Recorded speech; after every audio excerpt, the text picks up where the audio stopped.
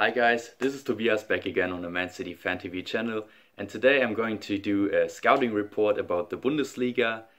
But first I wanted to talk a little bit about the game yesterday, because I'm recording this one day after the Spurs Man City game, and it just was not a good performance by us, wasn't it? I've got the same feeling like last year when we were 3-0 down against Liverpool. It's just that feeling of, I don't know, we have to get something back and we have to perform on that day. We are in one goal behind starting into the game, and it's just, I don't like this. I mean, 1-0 is not as bad as a 3-0, we have to be honest, and we have the potential and we have the players to turn it around, but it's just that this gutting feeling, I don't know, it's just so disappointing, and the performance wasn't that good, and I think we could have done so much more.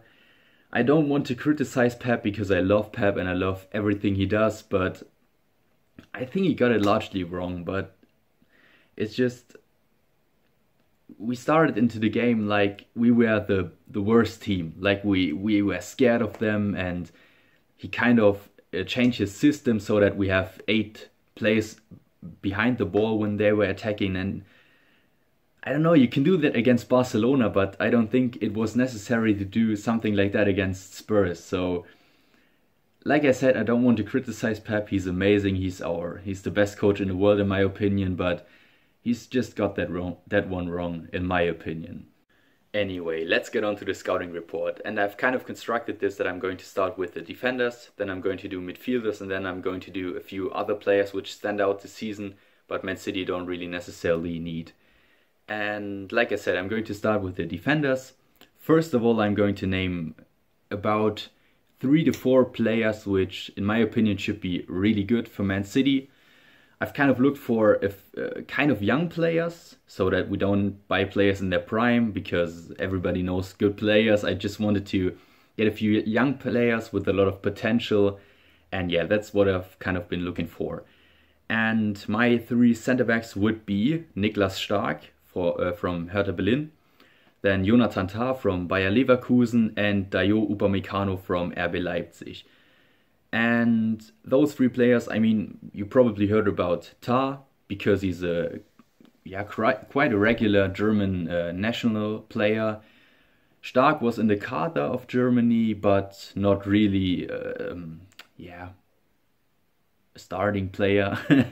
And Upamecano is a really, really young player. He's only 20 years old from Leipzig. And he's got definitely most potential of all of them.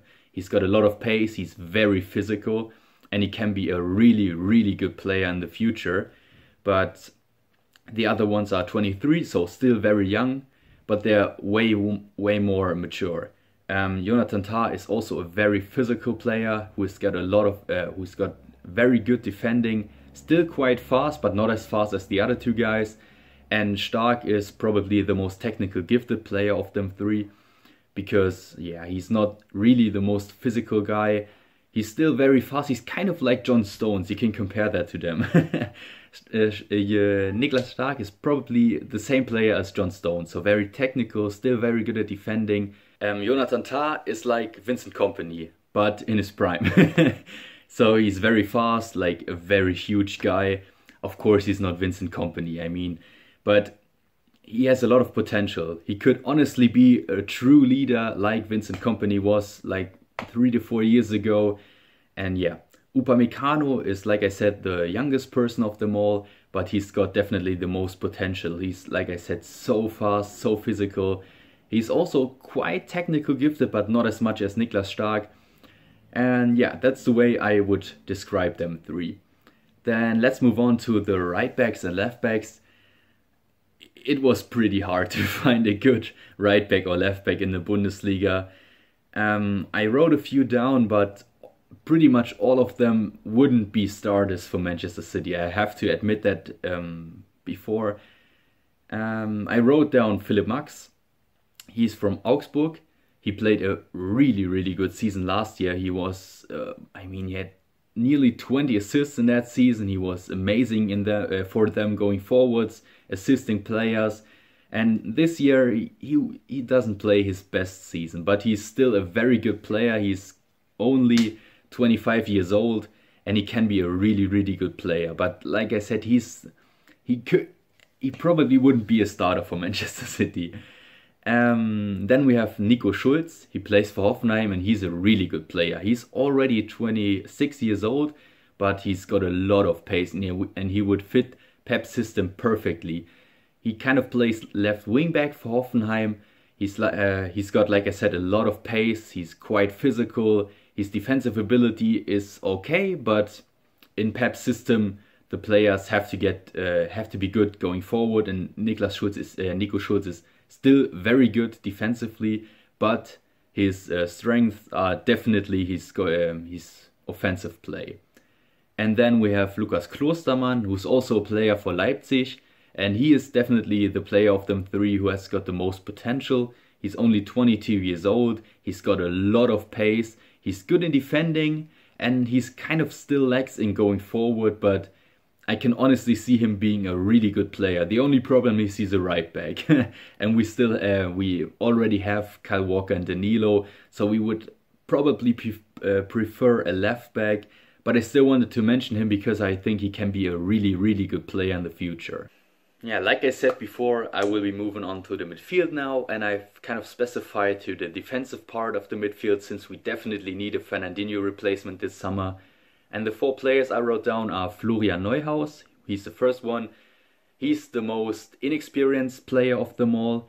He's only 22 years old. He plays his first senior season for Borussia Mönchengladbach this year.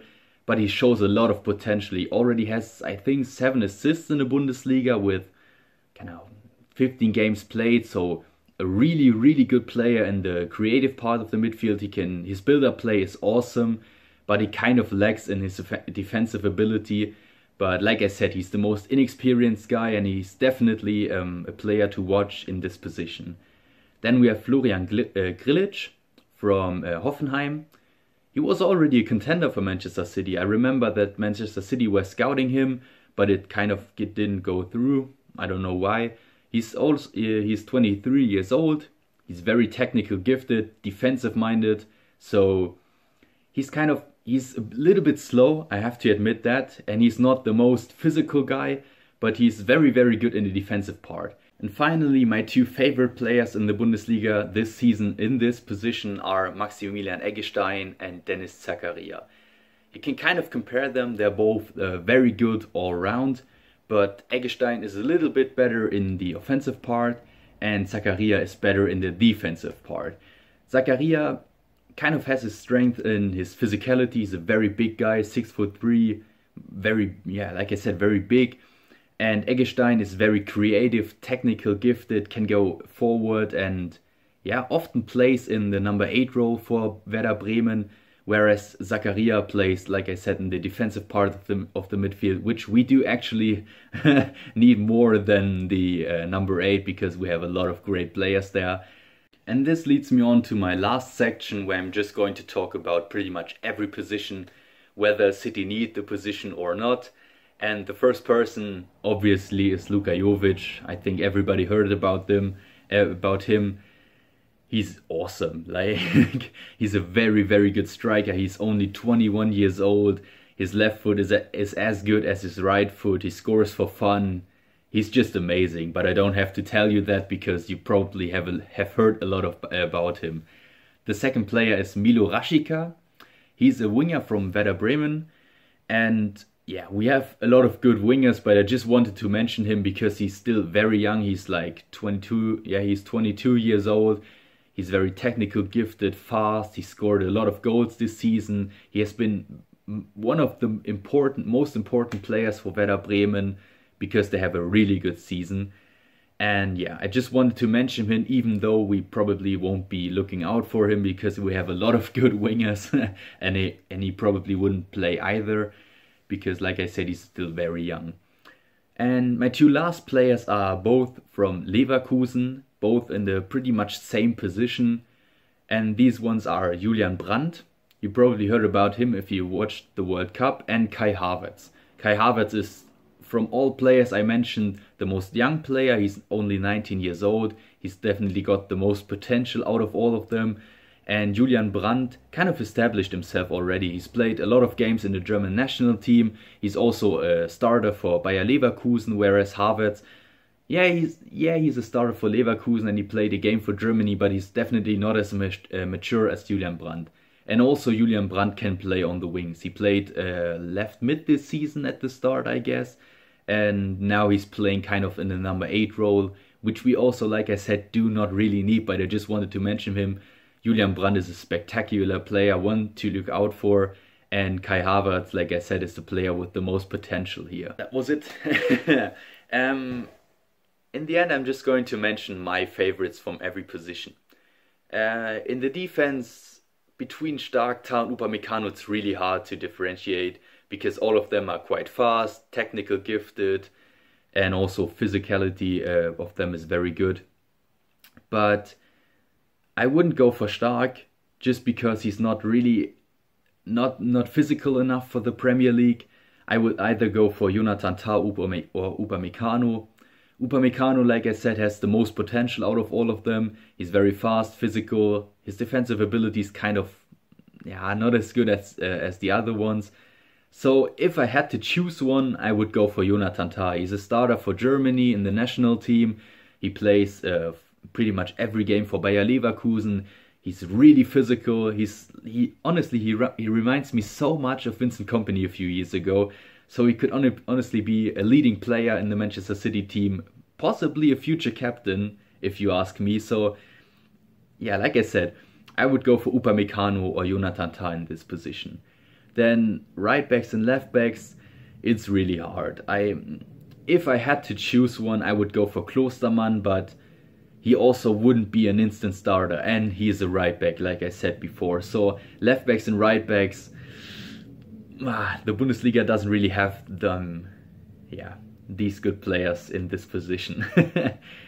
And then in the midfield, you would honestly guess that, but I would go for Dennis Zakaria. He's amazing. He's all round. His build-up play is great.